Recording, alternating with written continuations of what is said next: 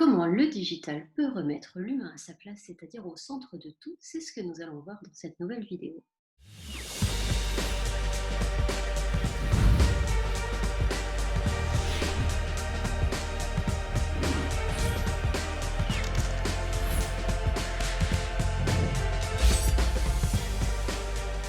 Alors, le digital, c'est le mal, c'est ce que j'entends souvent et encore même hier soir, hein, lorsque j'étais sur une soirée business, le lancement d'un nouveau club, business sur la ville d'Angers. Et lors des traditionnels échanges, puisqu'il y a diverses professions représentées lors de ces ateliers, de ces rencontres. Bon, allez, on la refait.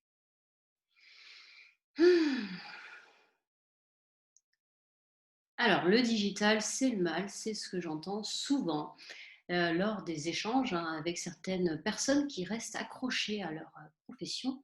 Et par exemple, hier soir, j'étais au lancement d'un nouveau club business sur la ville d'Angers. Et il y avait donc différentes professions représentées. Et souvent, quand je dis des personnes qui s'accrochent à leur activité, là, en l'occurrence, c'était plus voilà, des agents immobiliers ou des métiers comme ça, implantés depuis vraiment pas mal d'années et qui n'avaient pas forcément pour habitude d'utiliser le digital. Donc vraiment, lors de ces échanges, j'entends à chaque fois, alors personne dit clairement le digital c'est le mal, mais c'est ce qu'il en ressort, c'est de dire, oui, mais ça modifie profondément l'emploi, voire ça en supprime puisque, alors je vais reprendre l'exemple de l'agent immobilier puisque c'est vraiment un métier que je connais puisque j'ai commencé dans l'immobilier il y a, de cela plus de 15 ans et donc j'ai été agent immobilier à l'époque. Nous travaillions encore avec les journaux, de particulier à particulier, donc qui n'était pas du tout en version digitale, c'était la version papier qui s'achetait en librairie. Il y avait déjà des annonces sur internet, mais il n'y avait pas, par exemple, Le Bon Coin qui proposait des biens à vendre. Et aujourd'hui, Le Bon Coin est un acteur quand même assez important dans l'immobilier. Donc, voilà pourquoi je parle de cet exemple, parce que c'est quand même un secteur que je connais un petit peu. Et en plus, l'immobilier, j'adore, puisque je réalise plusieurs opérations immobilières depuis des années. Et donc, cette personne me dit, oui, mais le digital, c'est bien beau, mais bon, clairement, ça a un impact qui fait que ça supprime des emplois, ça modifie profondément et tout. Alors oui, oui, c'est vrai, c'est comme, j'ai envie de dire, dans les transports en commun, lorsque on a voulu automatiser le fait de poinçonner les tickets. Aujourd'hui, ça ne viendrait à l'esprit de personne d'aller poinçonner les tickets des voyageurs. D'ailleurs, il y a même plus on n'a même plus forcément de tickets physiques. Parfois, ça va être un badge quand on a juste à passer à côté de la borne, même sans le sortir du sac. Donc oui, ça a supprimé des emplois. Effectivement, le poinçonneur est un métier qui n'existe plus. En revanche, ça a créé d'autres métiers, beaucoup plus dans le service. Il y a pas mal de personnes aujourd'hui avec des gilets colorés qui sont à disposition des voyageurs pour répondre à leurs questions, renseigner les personnes qui se sentent un peu perdues parce que quand on vient pas forcément de la région parisienne, notamment moi qui viens de la région parisienne, je connais très bien le métro et le réseau des transports en commun, mais c'est pas forcément euh, très facile de s'y retrouver quand on ne connaît pas.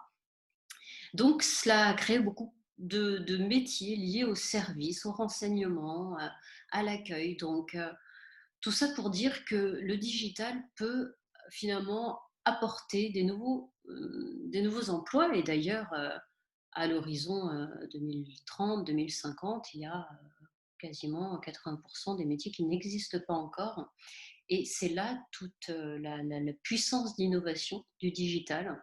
C'est-à-dire que oui, ça implique de devoir se réinventer, mais en même temps, cela va créer des nouveaux emplois. Donc, ça fait partie de l'évolution de la vie, j'ai envie de dire. Est-ce que c'est bien, est-ce que c'est mal? Il n'y a pas forcément de réponse, c'est comme ça évolue. C'est évident que l'immobilier, le secteur de l'immobilier doit se réinventer, grâce à tout enfin grâce ou avec tous ces usages, digitaux et plein de secteurs doivent se réinventer. On l'a vu aujourd'hui avec, la crise du covid. Certains secteurs ont énormément souffert, de cette impossibilité physique de se rencontrer. Donc oui, nous devons nous réinventer.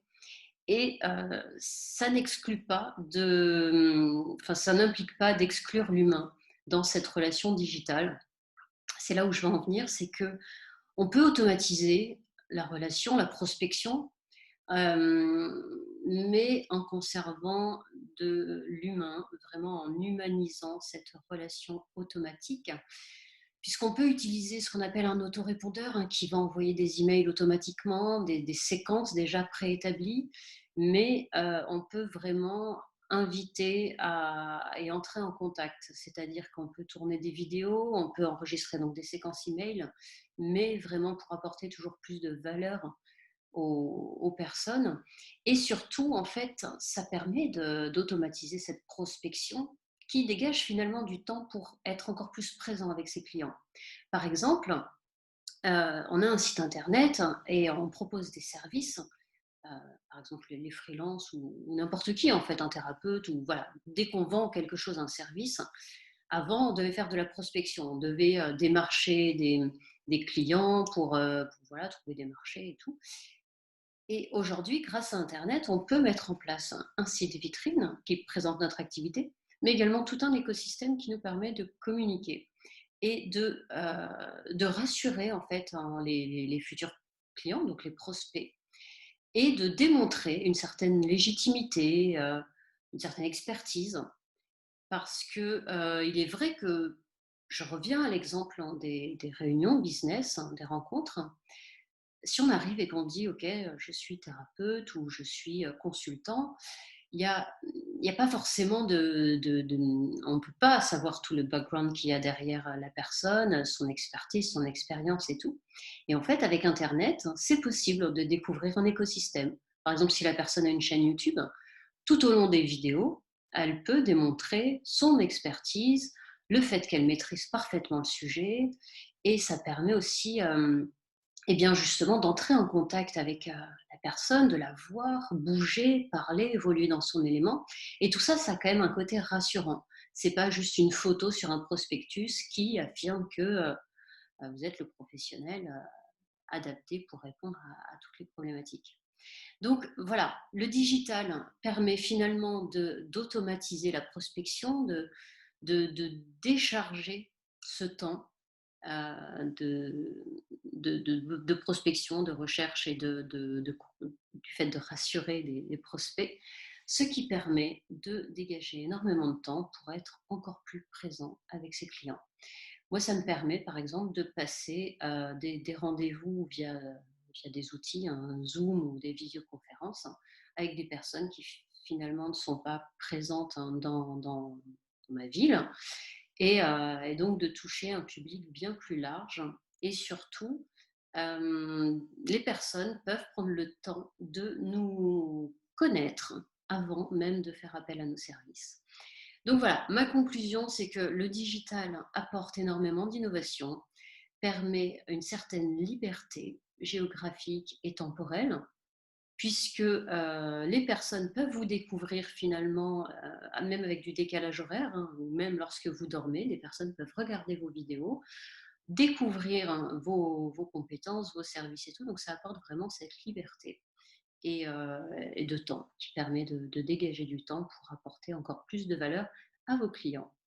Voilà, donc vraiment l'humain reste au cœur de tout, parce que ce n'est pas parce qu'on digitalise, hein, la relation qu'il n'y a plus d'humanité. Bien au contraire, cela laisse le temps de pouvoir creuser, de pouvoir approfondir cette relation en face à face, même si c'est en visio.